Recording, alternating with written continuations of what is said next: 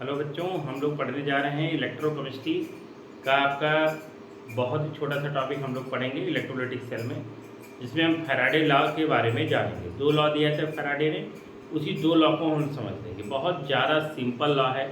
First law कहता है the amount of substance liberate either anode और cathode.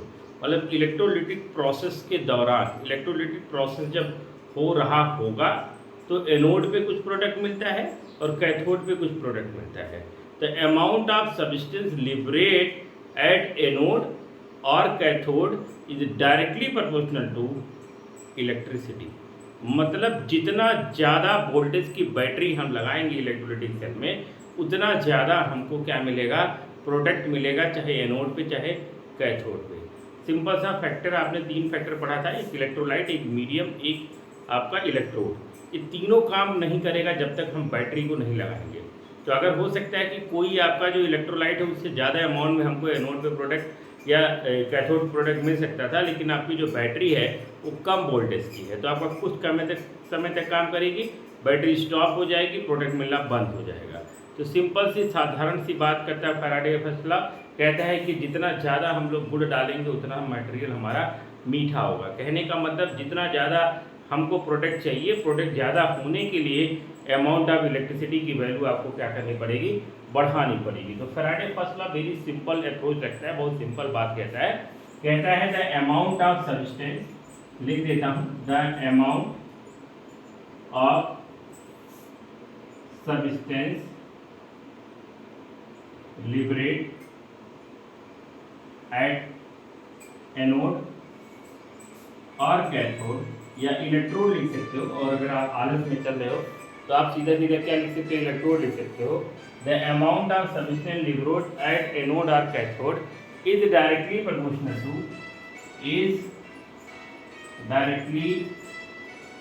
Proportional to amount of charge.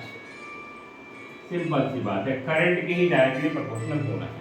अभी बात हो गया एक थ्योरेटिकल स्टेटमेंट की। अगर इसका मैथमेटिकल एक्सप्रेशन देखेंगे जहाँ से आपका न्यूमेरिकल आता है, तो बहुत सिंपल है। m मतलब amount of substance is directly proportional आपका q। जितना चार्ज ज़्यादा, मतलब जितना इलेक्ट्रिसिटी ज़्यादा, उतना ज़्यादा हमको सब्सटेंस इलेक्ट्रोड पे ऑब्टेन होगा।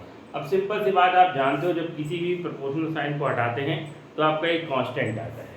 यहाँ आप क्या करिए, यहाँ प्रोपोर्शनल साइन को हटाइए, इक्वल का साइन लगाइए, यहाँ z इंटू क्यू आ जाएगा, जहाँ z आपका एक इक्विवेलेंट कांस्टेंट के नाम से जाना जाता है। और अगर z की वैल्यू फाइंड करनी तो z इज इक्वल टू आपका होता है E अपॉन F, जहाँ E आपका इक्विवेलेंट वेट है और F आपका क्या है, फैराडे चार्ज है। मतलब 1 फैराडे इज इक्वल टू, आप जाने रहिए, 1 फैराडे इज इक्वल टू होता है 96500 कूलाम। न्यूमेरिकल में लिख सकते हो 96487 होता है एग्जैक्ट, लेकिन 96500 कूलाम आप ले सकते हो। तो आप जेड की जगह इस वैल्यू को रख के इक्विवेलेंट वेट फाइंड करने का मैं एक नया अलग से लेक्चर बनाऊंगा इसके तुरंत बाद, ताकि आपको कोई प्रॉब्लम ना है न्यूमेरिकल सॉल्व करने में। तो यहाँ इक्विवेलेंट वेट अपॉन फैराडे लिखते हैं, आपका चार्ज लिख के यहाँ जेड की वैल्यू क्या कर सकते हो, फाइंड आउट कर सकते हो। जहाँ क्यू को आप जानते हो, क्यू इज इक्वल टू आप चाहो तो आई इंटू टी भी लिख सकते हो। यहाँ पे एक फार्मूला और बन जाएगा, जहाँ M is equal to Z into I into T. Simple सा एक फार्मूला बन जाएगा, क्यू की जगह आई इंटू टी, आई जहाँ करंट है, टी आपका क्या है, आपका एक टाइम है। And this is the Faraday first law of electrolysis. तो इलेक्ट्रोलिसिस में फैराडे फर्स्ट लॉ ने क्या बताया, the amount of substance liberate at electrode is directly proportional to amount of electricity, मतलब गिवन, मतलब जितना अमाउंट ऑफ इलेक्ट्रिसिटी देंगे उतना हमको प्रोडक्ट मिलेगा एनोड पे या कैथोड पे। यही बात फैराडे फर्स्ट लॉ कहता है, this is the mathematical expression. इसके तुरंत बाद हम लोग सीखेंगे फैराडे सेकेंड लॉ। हाँ तो बेटा, फर्स्ट लॉ के बाद हम लोग सेकेंड लॉ पढ़ते हैं, फैराडे फर्स्ट लॉ के बाद Faraday second law of electrolysis. बहुत ध्यान से देखना, स्टेटमेंट में ही सारा कहानी है।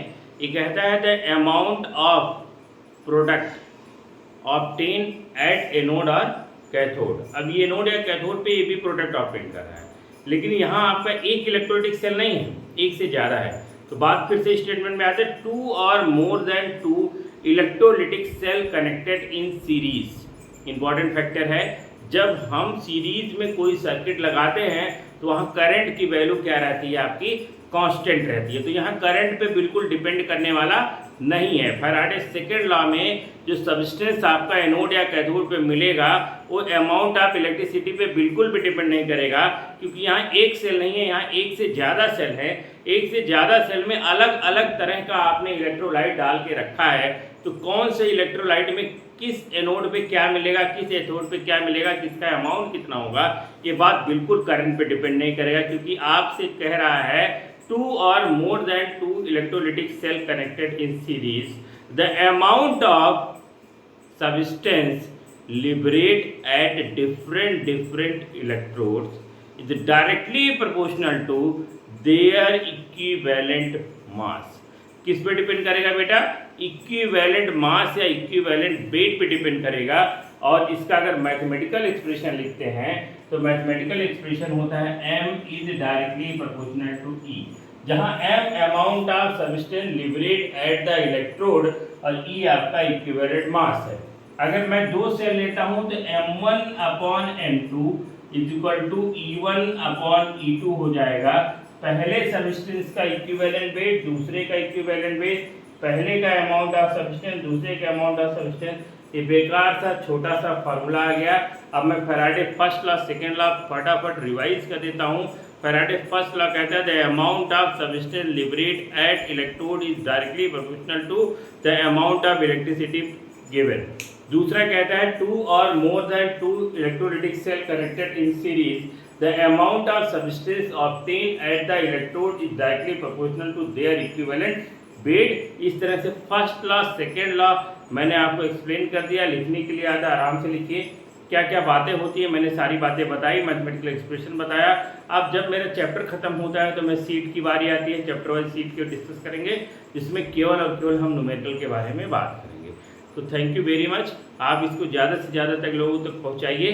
इसके बाद हम लोग पढ़ेंगे गैल्वेनिक सेल, इलेक्ट्रोलाइटिक सेल पूरी तरह से आपका फिनिश हो चुका है। Thank you very much for watching.